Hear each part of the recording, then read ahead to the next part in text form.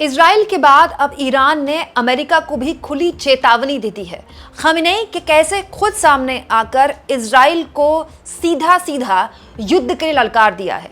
सब कुछ मैं आपको तफसील से बताऊंगी दोस्तों, और साथ में आपको ये भी बताऊंगी कि क्या वाकई में अमेरिका इतना बड़ा जोखिम उठाएगा, एक ऐसा जोखिम जिसमें वो इजराइल और ईरान के इस सैन्य संघर्ष में खुद पूरी तरह से डायरेक्टली कूद जाए।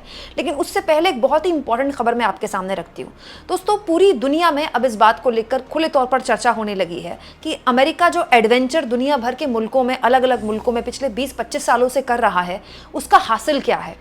इराक पर सद्दाम हुसैन का राज चलता था और बहुत शांति वहाँ पर रहती थी। हालांकि उनके प्रशासन को लेकर तमाम तरह की शिकायतें मानवाधिकार के मामले को लेकर आती रहीं, लेकिन इराक पर यह कहकर हमला कर दिया गया कि सद्दाम हुसैन का जो शासन प्रशासन है वो खतरनाक हथियार बना रहा है, ऐसे हथियार जो पूरी ह्यूमैनिटी के लिए, इंसानियत के लिए खतरा है।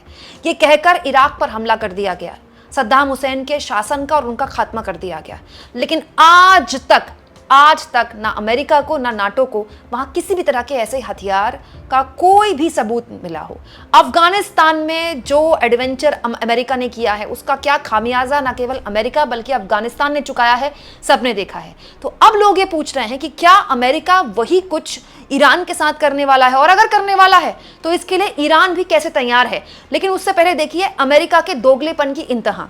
दोस्तों, अमेरिका की जो खुफिया तंत्र है वो दुनिया का सबसे उन्नत तंत्र माना जाता है, लेकिन अमेरिका का खुफिया तंत्र खुद अमेरिका और इजराइल के पूरे दावे की धज्जियां उड़ा रहा है। दोस्तों, अमेरिकी खुफिया विभाग के निदेशक हैं तुलसी गबार्ड, जिनको खुद ट्रंप ने नियुक्त किया था।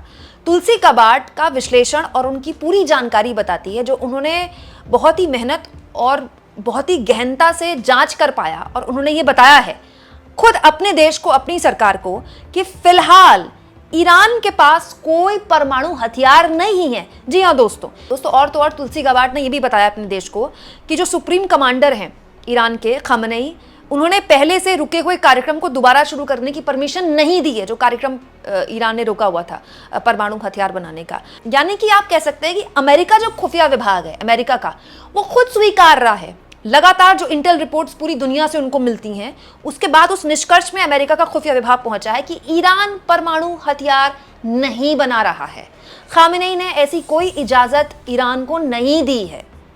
तो फिर बड़ा सवाल यह है कि ईरान पर हमला क्यों किया जा रहा है। और जहां तक बात है दोस्तों इजराइल की, तो इजराइल के प्रधानमंत्री नेतन्याहू पिछले कई सालों से ये बात बोल रहे हैं कि अगले 2 महीने में ईरान परमाणु हथियार बना लेगा।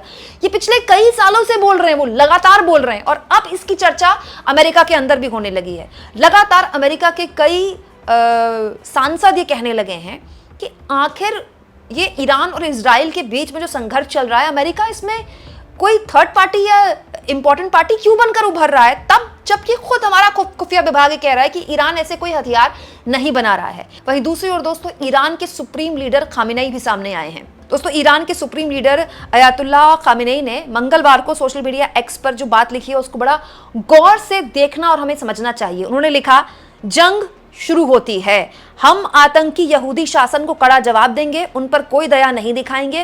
दोस्तों, जैसे ही खamenei ने ऐलान किया, ईरान ने इजराइल पर 25 मिसाइलें दाग दी। मतलब अब तो ये पिछले 5 दिन से लगातार रोज की कहानी हो गई है। दिन में इजराइल मिसाइलें दागता है ईरान में, रात में ईरान उसका जवाब देता है। हालांकि दोनों का जो रेशियो है उसमें बहुत फर्क है दोस्तों। जो जानमाल का नुकसान ईरान के अंदर हो रहा है वो बहुत बड़ा है। हालांकि जानमाल का नुकसान अब इजराइल में भी बड़े स्तर पर होने लगा है, और दोनों में फर्क ये है कि ईरान की जो आबादी है वो बहुत बड़ी है, लेकिन इजराइल की आबादी बहुत छोटी है। क्या वो इतने बड़े जानमाल नुकसान को झेल पाएगी? ईरान में 600 से ऊपर लोगों की अब तक जान जा चुकी है और कई जगह भारी नुकसान हुआ है दोस्तों। उसके बावजूद भी वहाँ के सुप्रीम लीडर ये कह रहे हैं कि वो किसी भी हाल में रुकने वाले नहीं हैं। दोस्तों, अब स्थितियाँ ये आई कि इसको लेकर विदेशी मीडिया में अलग अलग तरह की खबरें चलने लगी। जैसे CBS न्यूज़ की रिपोर्ट के अनुसार ट्रंप ईरानी परमाणु स्थलों पर हमले के लिए इजराइल के साथ मिलकर काम करने पर विचार कर रहे हैं। ये CBS न्यूज़ ने खबर चलाई। दरअसल है क्या, इजराइल के पास तो सैन्य क्षमता है वो तो बहुत बड़ी है। मतलब ईरान का तो कोई कंपैरिजन ही नहीं है, ईरान उससे बहुत पीछे है, क्योंकि ईरान पर हाल के सालों में इतने प्रतिबंध लगाए गए कि वो अपनी आर्मी को मॉडर्नाइज नहीं कर पाए। लेकिन इतना अच्छी सेना होने के बावजूद भी इजराइल के पास ईरान के परमाणु हथियार खत्म करने की ताकत नहीं है, क्योंकि वो ज़मीन के काफ़ी नीचे हैं, और अगर आपको उनको ख़त्म करना है वो तभी हो सकता है जब अमेरिका खुलकर इसमें आए।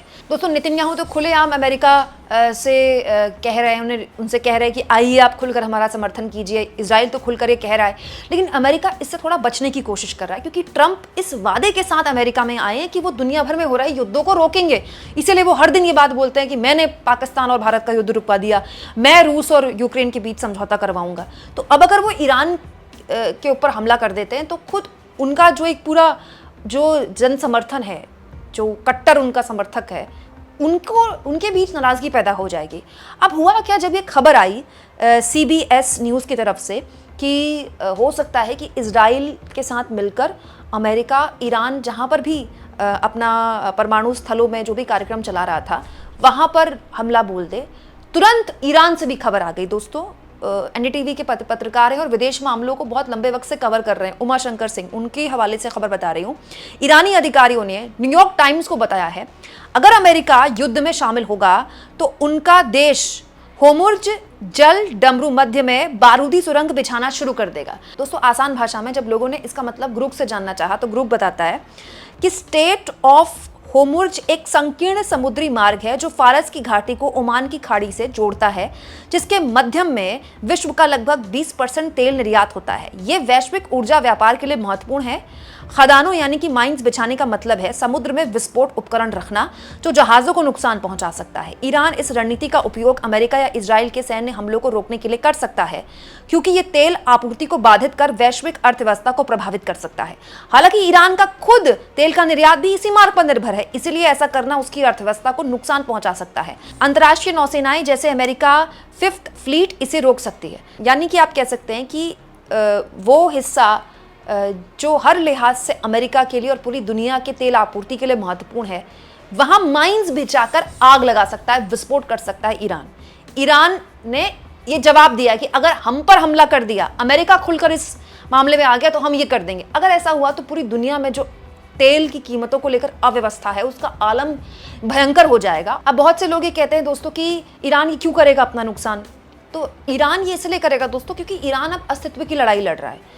ईरान पहले बहुत ज़्यादा नुकसान झेल चुका है और अब ईरान ने ये भी देख लिया है कि जो जो उसके साथ होना था, जिसका उसको डर था, इजराइल उस पर हमला कर सकता है, इजराइल ने उस पर हमला कर दिया। इजराइल बड़े शहरों में, तेहरान जैसे बड़े शहरों को निशाना बना सकता है, वो इजराइल ने कर दिया। अमेरिका खुलकर अगर इजराइल के समर्थन में आ जाता है तो वो डर भी ईरान का खत्म हो जाएगा।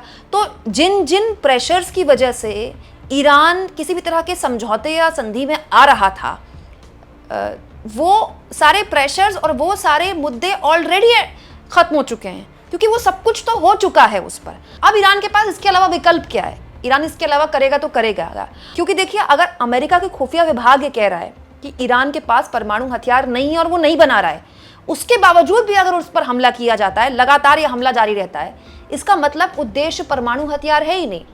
उद्देश्य इजराइल और अमेरिका का नेतृत्व परिवर्तन है और इस पे अब बहुत क्लियर एक मैसेज दुनिया भर में आने लगा है।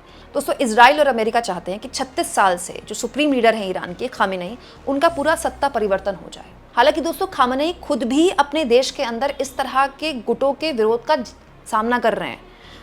उनके देश के अंदर भी उनके कामकाज को लेकर, उनके फैसलों को लेकर और जिस तरह ईरान को चलाया जा रहा है उसको लेकर बहुत नाराज़गी है।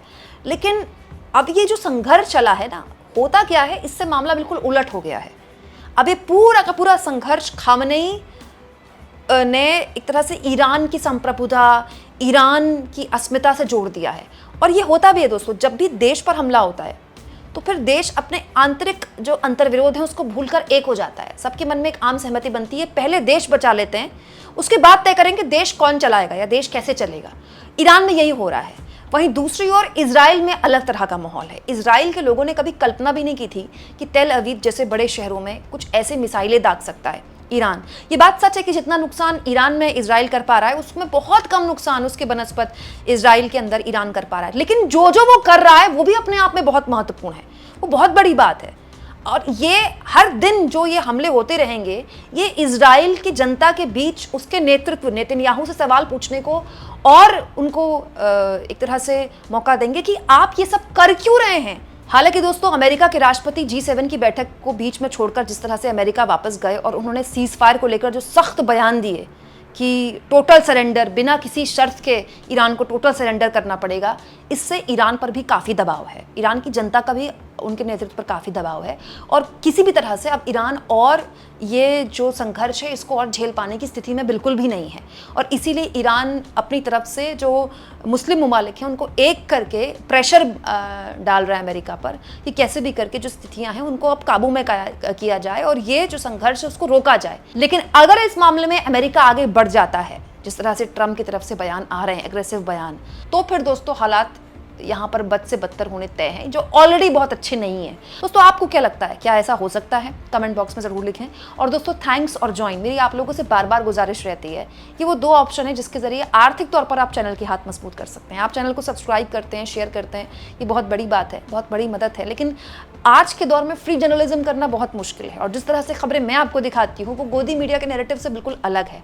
मेरी कोशिश रहती है कि दुनिया भर में ही नहीं, देश के अंदर जो भी हो रहा है उसकी सच्ची और सही तस्वीर आपके सामने रखूँ और इसके पीछे यकीन जानिए बहुत मेहनत होती है। अगर आप इस मेहनत को सराहेंगे, आगे बढ़ाएंगे और इन 2 में से किसी भी एक ऑप्शन का इस्तेमाल करेंगे तो ये मेरे लिए बहुत बड़ी बात होगी।